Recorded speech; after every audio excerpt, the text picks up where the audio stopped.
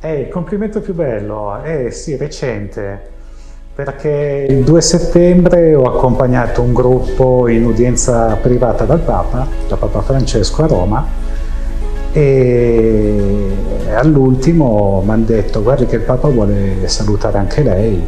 Io sono rimasto lì un attimino bloccato, e allora comincio a pensare cosa gli dico, come lo saluto, oddio mamma. E sono arrivato lì, niente, ho fatto un sorriso e lui mi ha detto: che bel sorriso. E io sono rimasto veramente contento. Sì, è una cosa strana, però ci sono rimasto, anche l'emozione del momento, che non era una cosa programmata, ha voluto incontrare anche me, ha detto va benissimo, e questa cosa mi ha reso più felice.